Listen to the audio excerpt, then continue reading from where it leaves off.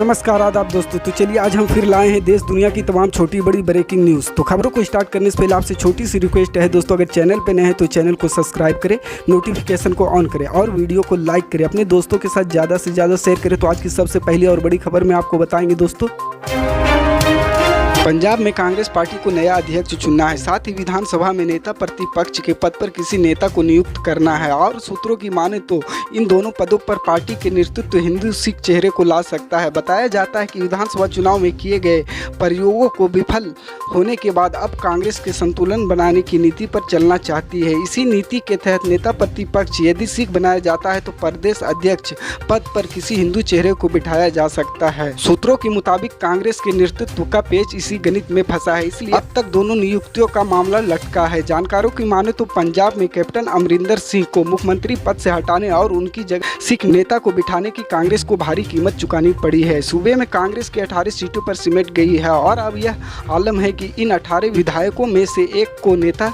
प्रतिपक्ष तक नहीं चुना जा सका है।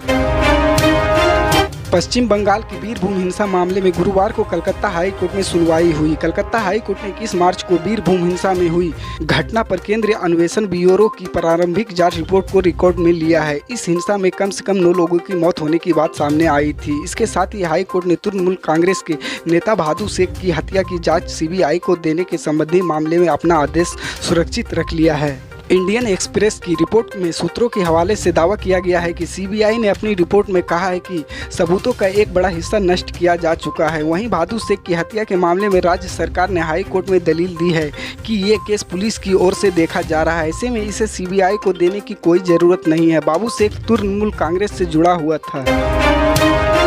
उत्तराखंड के देहरादून में 82 जल विद्युत परियोजना से प्रभावित लोहारी गांव के ग्रामीणों को प्रशासन ने अचानक से 48 घंटे के भीतर गांव खाली कराने का नोटिस थमा दिया है। प्रशासन ने नोटिस मिलने के बाद 82 जल विद्युत परियोजनाओं से प्रभावित लोहारी गांव के ग्रामीणों ने भारी मन से अपना सामान समेटकर गांव खाली करना शुरू कर दिया है। देहरादून में 82 जल विद्युत परियोजना के लिए यमुना नदी पर बने बांध से करीब 90 परिवार पूर्ण रूप से विस्थापित हो रहे हैं, जिन्हें प्रशासन ने गाँव खाली कराने का लास्ट अल्टीमेट दे दिया है। इतने कम समय में गांव खाली कराने को मजबूर ग्रामीण जहां सरकार और प्रशासन के रवैये से नाराज हैं, वहीं अपने पैतृक गांव पुश्तैनी खेत खलियान से बिछड़ने का दर्द उन्हें सता रहा है। ग्रामीणों की नम आंखें उनका दर्द स्पष्ट बयान कर रही है। ग्रामीणों का आरोप है कि प्रशासन ने 48 घंटे में गाँव खाली कराने का नोटिस दिया है, जो बेहद कम समय है। हालांकि ग्रामीणों ने एक प्रतिनिधि मंडल ने सरकार ने अपने विस्थापना के मुआवजे के आदि मांगों के समाधान और कुछ अतिरिक्त समय की मांग की है। वहीं मामले में एडीएम देहरादून एस के बरनवाल का कहना है कि नियमानुसार गांव को खाली करवाने की कार्रवाई की जा रही है।